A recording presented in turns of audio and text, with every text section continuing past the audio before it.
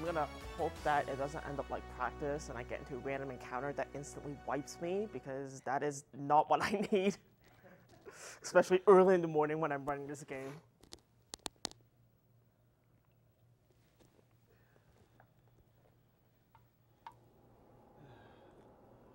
Also, one of the main reasons I cannot say I will be able to do this for sure deathless.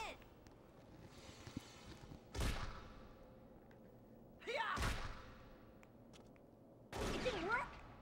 Go away. I've got to try too. What a demo. Yeah. What a demo.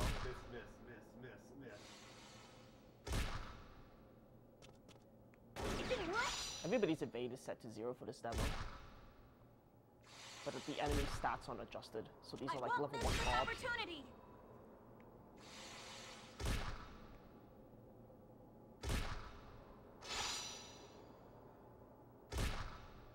I can help here.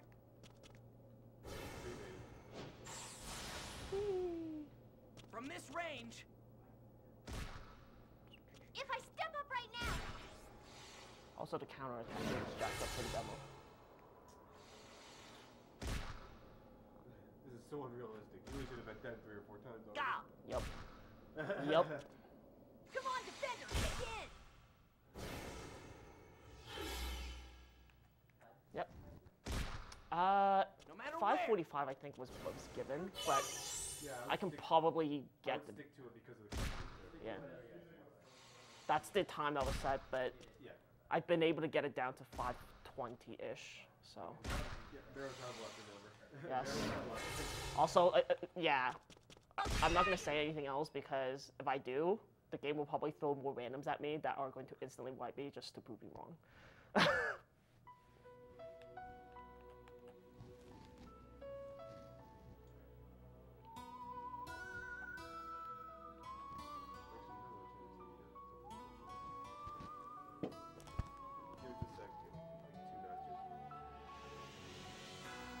There you go.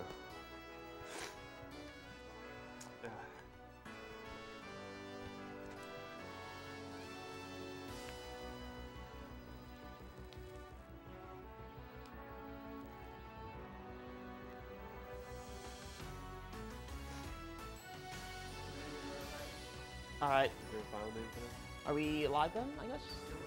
Oh, okay. I guess we can start then. Just tell him, give me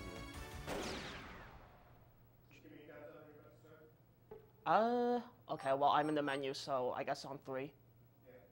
3, 2, 1. Go. Yep. Well, there's not much that you're missing at the very beginning. I just need to do some changes to the menu stuff. Battle camera off, boobies off, accelerator on, we're good. Lots of settings to change. Yes, all the settings change.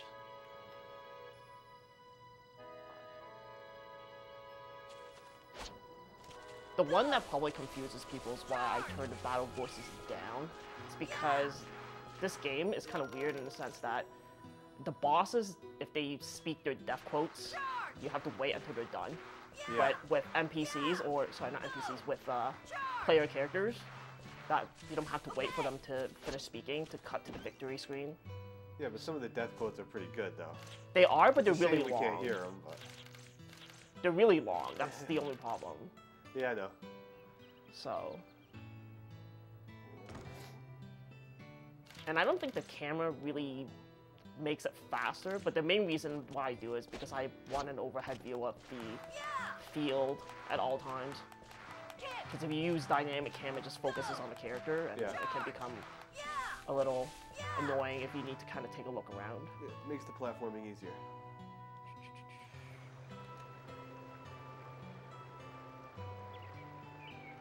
Nice and peaceful little village. Looks nice. Yep. Surely nothing is going to go wrong. What's more? The other technique that you're seeing a lot is this slide. It's the fastest movements possible. Basically, if you run and you compare it to slides, the slide is going to be faster over time. So on a 5-hour run, it ends up saving quite a bit of time, even though it doesn't look like it's that much faster. So how long do you think it'd save? Probably about like 10 minutes, 11 minutes, I think. Oh no, a hole in the sky. That can't be good. And suddenly this peaceful village is no longer peaceful. And we are just 2 minutes into the run. Man, my foreshadowing is promising. excellent, isn't it? Okay. Okay. Kick. Okay, don't slide into the water, please. Go. So it's been a while since this has been mentioned, and since Tide's still getting started here. Okay. There's this nice, lovely Yeah. turquoise box on the table there that's well within vision of the webcam. Don't need to pick it up, it's been handled quite a bit. Yeah. Showcasing the That is the mystery prize that is listed on the tracker. If you donate $30 or more, you can be entered to win that lovely box and whatever is inside of it. I think about 4 people here know what's inside of it. That number might have gone up over the course of the marathon, but I'm told that it is quite awesome and that whoever wins it will be very happy. So that is a $30 entry. It is pretty much the grand prize. There's a few other prizes that are going throughout the marathon, but it's one of the more expensive ones, but I'm told it is well worth the price. So if you need a reason to donate besides an awesome foundation like JDRF, the world's leading juvenile diabetes research foundation, then there's a good reason for you.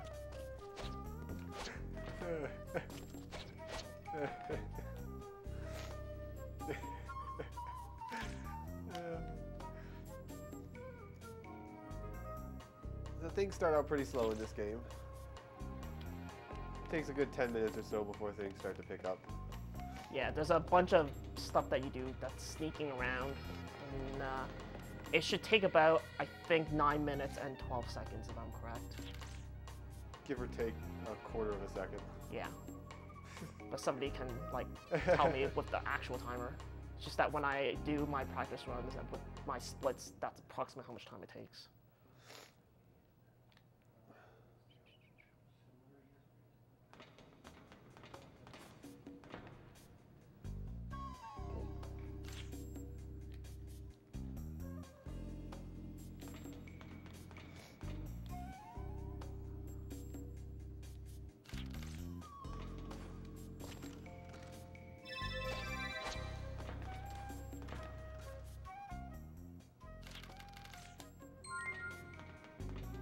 So holding down the trigger button, the L1 button, skips text.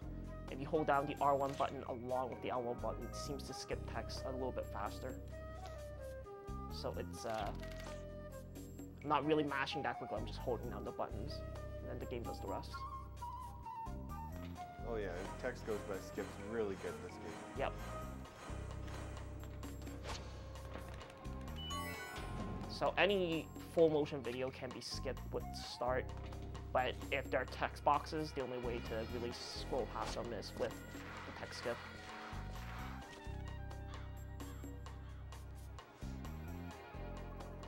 This is still considered one of the fastest prologues. In Wall Arms 1, the prologue I think is about like 35-ish minutes on a really good run. In Wild Arms 3, it's like a 30 to 45 minutes actually, sorry. So the fact that this one is only about 9 minutes before you actually get into some fun stuff makes it actually a really fast prologue.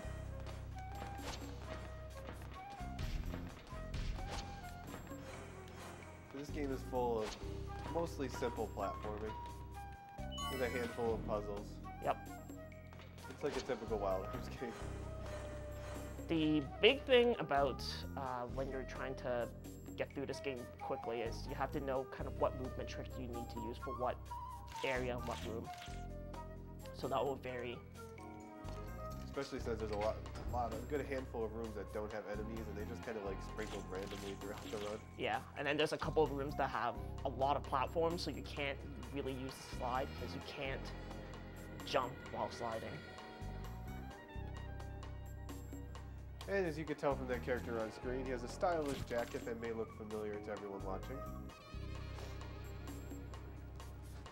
He does have the whole outfit. You can see a picture of him on his bio page, crystalsforlife.ca, of Tide here. It's a shame you didn't bring all of it, but the jacket will be a nice. No, addition. I thought about bringing it all away, but there were too many belts. I'm not even joking. Way Gotta have too many the belts. accessories.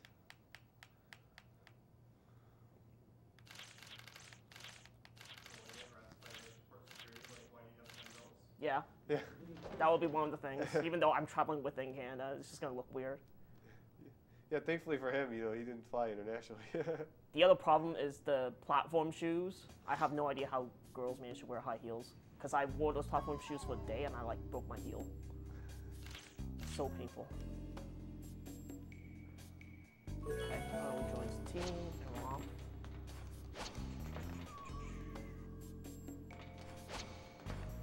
So I can't rename spells until the original command actually becomes available. The prologue basically seals off a bunch of commands from you, so I won't be able to really do anything until I think about 22 or 23 minutes in. So we do have a couple donations coming in during the prologue here. So we have a $7.50 donation from Oromit, who says, "Name Terra in Final Fantasy VI Yuna." All right. Oh no. We have a $5 donation from Prenzel, and he says, "Kara and Final Fantasy X," with a little heart afterwards. But it's not the like character heart; it's like the less than 3 heart. Yeah.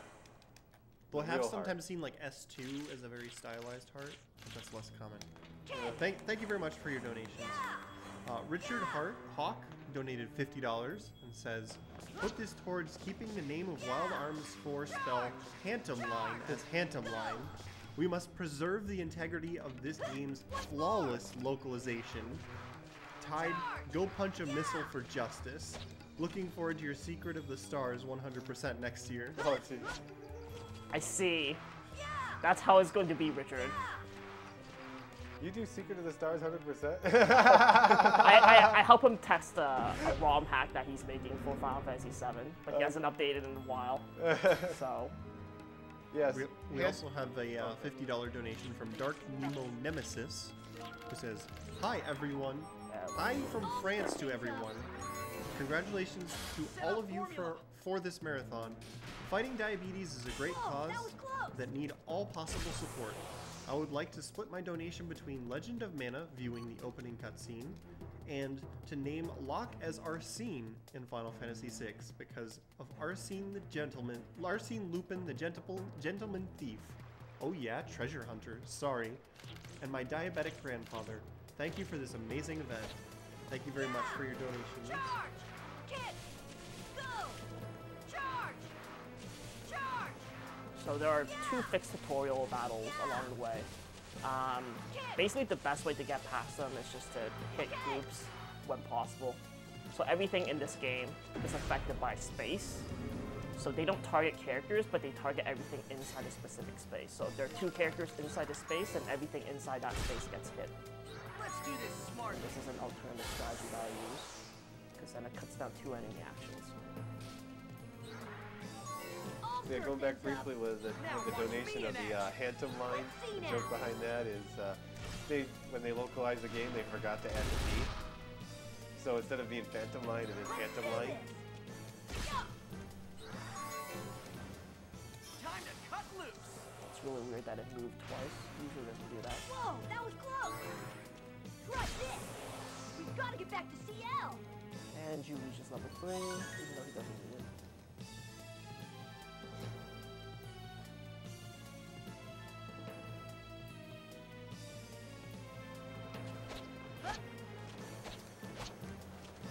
Yeah! Charge! Go!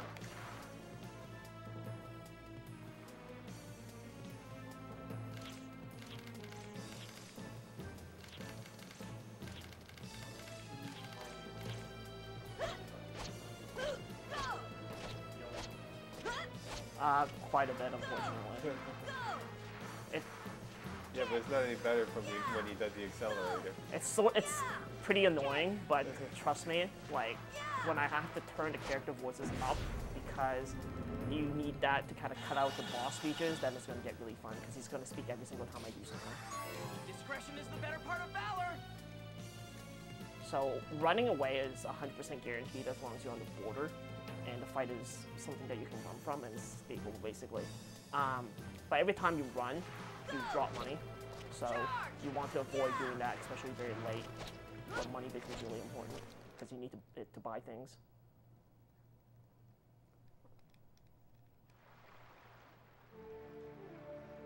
Yeah, the bosses in this game are extremely fast and extremely overpowered, but they die very quickly, so it's good to have the best armor. It's more important to have the best armor in the game than it is to have the best weapons in the game.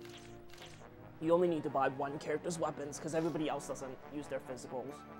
In the preliminary versions of the routing for this game, I had to set up to buy different characters' weapons and stuff and upgrade them. But then I eventually reviewed my routing and I'm like, well, I don't use these attacks, so why am I spending money on them? So they all got cut, basically. And that handsome gentleman on the right there is Tony. He is a reoccurring figure in this game. Tony is a reoccurring figure in every Wild Arms, but in this one it's particularly great. Because every single time he appears, he gets demoted. And that's not a joke either. Yeah. It's the running gag in the game. If you pay attention to his rank, it kind of changes every time you see him. Like right now, he's acting commander. That's going to. We'll update you the next time we see him, which will be in about 30 minutes.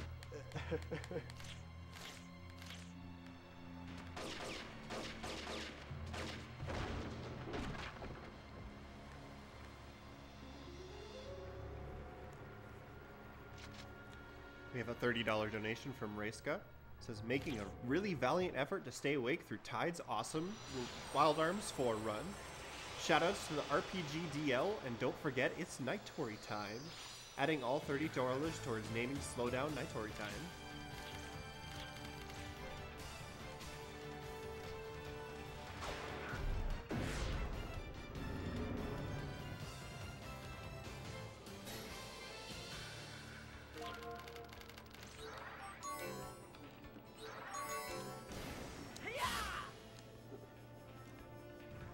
See how they split up. Okay, that's a bad formation. On a really good day, all four of them get into the center, and then you can kill them in 2 actions. And on a bad day, this happens. Yes, I know, don't get hit. Oh no, I'm out of ammo. Time to cut loose. Now, if you watch, every time something happens, you'll see experience bonus next to the name in the top right corner. Experience is actually kind of low in this game, but the way you really get it buffed up is by doing action. So usually, you know, when you kill an enemy, you get a 0.7% modifier. And there's other ways to increase the modifier, like the lucky turrets that you'll use on occasion. The multiplier increases every single time you dodge or you get a crit. And I think every single time you get a kill, Yeah, it's kill 0.2. kill And yeah, and then there's if you break crates, it's like a 0.5, but that should really come up.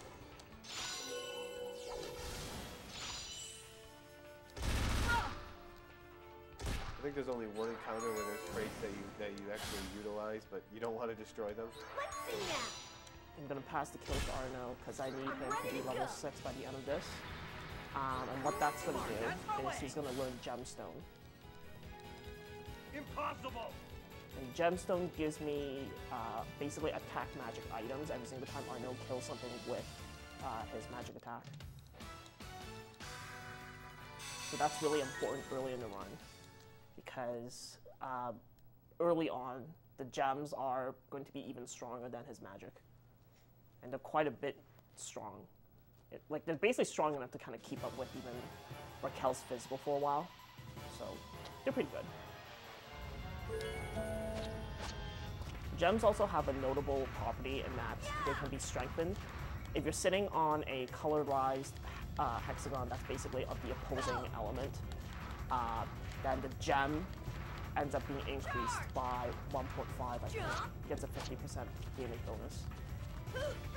I think that's actually a coding error because if you read the manuals that the game in-game provides you, it tells you, well, you use the same element on same element attack on the elemental hex that you're standing on. It's supposed to increase in damage, but it's actually the opposite. So if you're on a wind hex, the earth magic gets stronger for some reason. And a beautiful, green, peaceful town to this. Yep. Now we're on a desolate road. The real world. By the way, enemy magic is also affected the same way. So if the enemy is standing on an elemental hex of the same type or the opposing type, the damage gets increased. If it's of the same type, it gets increased by like a full 100%. So it's really scary to play. Which, by the way, this first hour of the game is really scary, which you'll probably see soon enough.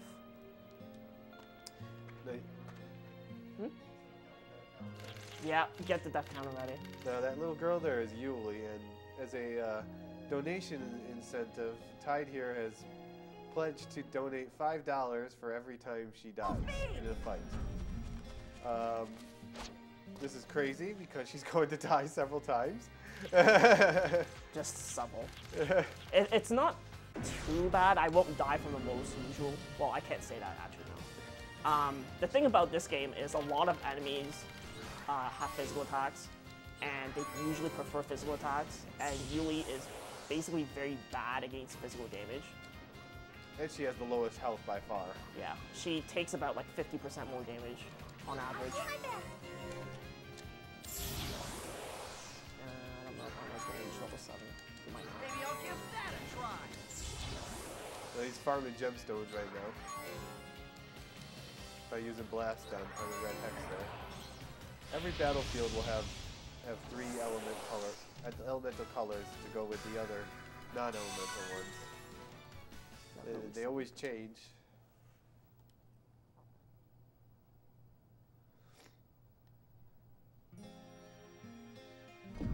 So this technique that you're seeing now is the jump accelerator technique.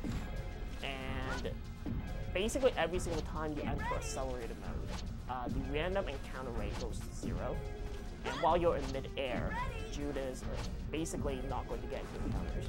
So if you combine the two together, you can basically get through the entire game for fighting a single random. But as what we basically found is that if you use this jump tap technique too often, because you notice that the screen actually does freeze, so you end up wasting quite a bit of time. So you want to use holds as if possible and slides whenever possible, and try to minimize the number of times that you're actually using this jump tap technique. But it is quite useful to get through different areas, or when neither the slide is possible or jumping is possible, because then you can just kind of tap your way along to avoid encounters. And also a good way to earn Gela in this game is to accelerate, because you see how there's areas that those coins appear. You can combo them and actually get a good fair amount of change in some areas. Yeah, and it's very important early, because you need money to buy pretty much everything, and obviously if I'm not fighting random encounters, I have very limited amounts of cash. So basically using these accelerator Gela runs is how I'm going to be making money for pretty much the first quarter of the game. Now going back briefly, the accelerator is basically an ability Jude has that allows him to slow down time to a crawl, which he's going to use to solve many of the puzzles along, instead of just trying to avoid random encounters.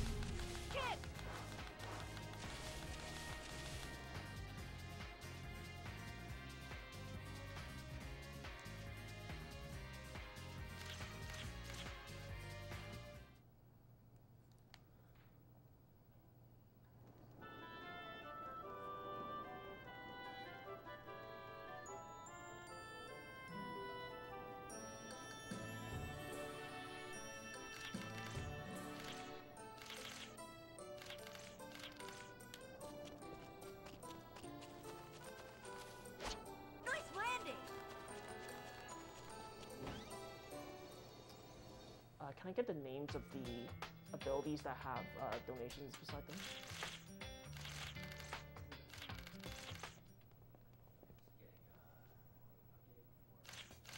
You got a moment. Yep.